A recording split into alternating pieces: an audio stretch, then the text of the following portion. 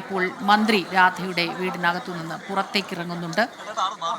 മന്ത്രിയുടെ ഭാഗത്തു നിന്ന് എന്തെങ്കിലും തരത്തിലുള്ള പ്രസ്താവനകളോ മാധ്യമങ്ങളെ കാണുമോ, അദ്ദേഹം എന്തെങ്കിലും സംസാരിക്കുമോ, കാര്യങ്ങളെല്ലാം നമ്മൾ നോക്കിക്കൊണ്ടിരിക്കുകയാണ്. പക്ഷെ വലിയ പ്രതിഷേധങ്ങളുള്ള ഒരു സാഹചര്യത്തിൽ അത്തരത്തിൽ ഒരു ഉദ്യമത്തിന് അദ്ദേഹം മുതിരുമോ എന്നും അറിയില്ല.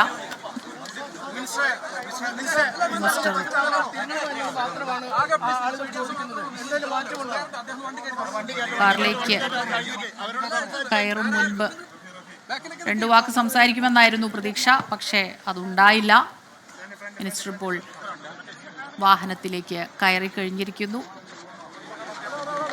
വലിയ പ്രതിഷേധങ്ങൾക്കിടയിലായിരുന്നു വനമന്ത്രിയുടെ ഈ സന്ദർശനം. അതുകൊണ്ട് തന്നെ അദ്ദേഹം കാര്യമായൊന്നും സംസാരിച്ചിട്ടില്ല. തിരികെ മടങ്ങുകയാണ് മന്ത്രി. സുർജിത്ത് അയ്യപ്പത്താണ് വിവരങ്ങൾ നൽകിക്കൊണ്ടിരിക്കുന്നത്. സുർജിത്ത്, മന്ത്രി ഒന്നും സംസാരിച്ചില്ല. താൽക്കാലിക നിയമന ഉത്തരവ് മകന് കൈമാറിയെന്ന വിവരം പുറത്തു വരുന്നുണ്ട്. സുർജിത്ത്, തുടരൂ. നിയമന ഉത്തരവ് കൈമാറിയിട്ടുണ്ട്, ബന്ധുക്കൾക്ക് നിയമന ഉത്തരവ് കൈമാറിയിട്ടുണ്ട്. അതൊഴിച്ചാൽ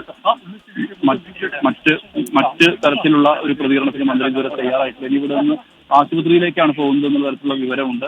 എന്തായാലും നമ്മൾ ഉറ്റുനോക്കുകയാണ്. കുടുംബാംഗങ്ങളുടെ പ്രതികരണം ഇതിനകം തന്നെ നമുക്ക് കടുവയുടെ ആക്രമണത്തിൽ മരണമടഞ്ഞ രാധയുടെ മകന് താൽക്കാലിക നിയമന ഉത്തരവ് കൈമാറി മന്ത്രി. അതിനുശേഷം പ്രതികരിക്കാതെ അദ്ദേഹം മടങ്ങിപ്പോവുകയാണ്.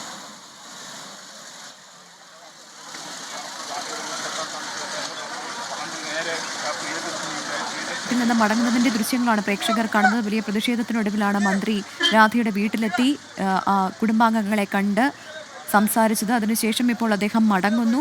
ഇനിയും പ്രതിഷേധം ഉണ്ടാകാനുള്ള സാധ്യതയുണ്ടോ എന്നുള്ളതാണ്. അതുകൊണ്ട് തന്നെ ഒരുപക്ഷെ അതുകൊണ്ടാകാം മന്ത്രി മാധ്യമങ്ങളോട് സംസാരിക്കാതിരുന്നതെന്നു കൂടിയാണ് നമ്മൾ മനസ്സിലാക്കുന്നത്. ഇപ്പോൾ വയനാടിന്റെ ചുമതല കൂടിയുള്ള മന്ത്രിയാണ്. നേരത്തെ അദ്ദേഹം എത്തേണ്ടതായിരുന്നു. പ്രത്യേകിച്ച് കടുവയുടെ ആക്രമണത്തിൽ രാധ കൊല്ലപ്പെട്ട സാഹചര്യത്തിൽ, അവിടെ വലിയ ഭീതി നിലനിൽക്കുന്ന സാഹചര്യത്തിൽ കൂടി അദ്ദേഹം ആ സംഭവം ഉണ്ടായപ്പോൾ തന്നെ എത്തേണ്ടതായിരുന്നു എന്നുള്ളതാണ് നാട്ടുകാരുടെ ആവശ്യം. പക്ഷേ അദ്ദേഹം എത്തിയില്ല. മാത്രമല്ല, പ്രകോപനപരമായ പരാമർശങ്ങൾ, പ്രത്യേകിച്ച് നാട്ടുകാരുടെ പ്രതിഷേധത്തെ രാഷ്ട്രീയപരമായിട്ടുള്ള പ്രതികരണമെന്ന് അദ്ദേഹം വിശേഷിപ്പിച്ചത് വലിയ പ്രതിഷേധത്തിന് ഇടയാക്കിയിരുന്നു. ഒപ്പം വനത്തിനുള്ളിൽ വെച്ചാണ് രാധ കൊല്ലപ്പെട്ടത് എന്നുള്ള അദ്ദേഹത്തിന്റെ പ്രസ്താവന, അത് പിൻവലിക്കണമെന്നുള്ള ആവശ്യമൊക്കെ നാട്ടുകാരുടെ ഭാഗത്തു നിന്നുണ്ടായിരുന്നു.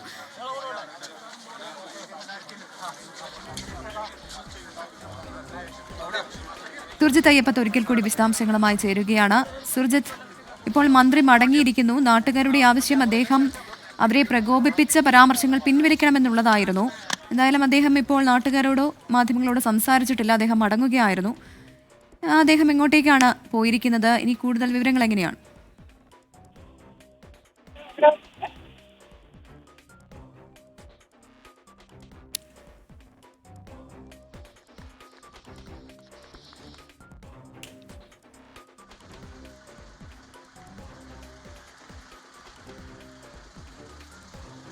മന്ത്രി മടങ്ങുകയാണ്. രാധയുടെ വസതിയിലെത്തി കുടുംബാംഗങ്ങളുമായി സംസാരിച്ചു.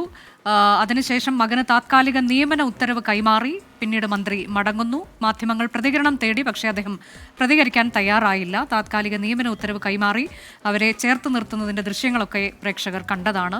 രാധയുടെ ഭർത്താവ് അച്ചപ്പൻ, മകൻ അവിടെ ഉണ്ടായിരുന്നു. അങ്ങനെ അവരുമായി അല്പസമയം സംസാരിച്ചതിന് ശേഷം മന്ത്രി മടങ്ങുകയാണ്.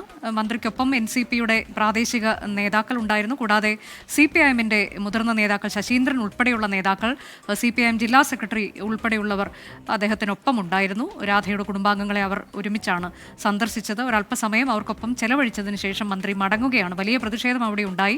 മന്ത്രി സംസാരിക്കുമെന്ന് കരുതി, പക്ഷേ അദ്ദേഹം സംസാരിക്കാൻ തയ്യാറായില്ല. അദ്ദേഹം അവിടെ നിന്ന് മടങ്ങുന്നു. ഇപ്പോൾ നിലവിൽ അവിടെ ശാന്തമാണ്. പ്രതിഷേധമെല്ലാം അവസാനിച്ചിരിക്കുന്നു. ജനങ്ങൾ അവിടെ നിന്ന് മടങ്ങിപ്പോയിട്ടുണ്ട് എന്നാണ് നമുക്ക് ദൃശ്യങ്ങളിൽ നിന്ന് വ്യക്തമാകുന്നത്. വലിയ പോലീസ് ഇപ്പോഴും അവിടെയുണ്ട്. മന്ത്രിയുടെ വാഹനം അവിടെ പിന്നിട്ടിരിക്കുന്നു. വാഹനം വളരെ വേഗത്തിൽ സഞ്ചരിക്കാവുന്ന തരത്തിൽ നിലവിൽ പ്രതിഷേധമൊന്നും അവിടെ ഇല്ല.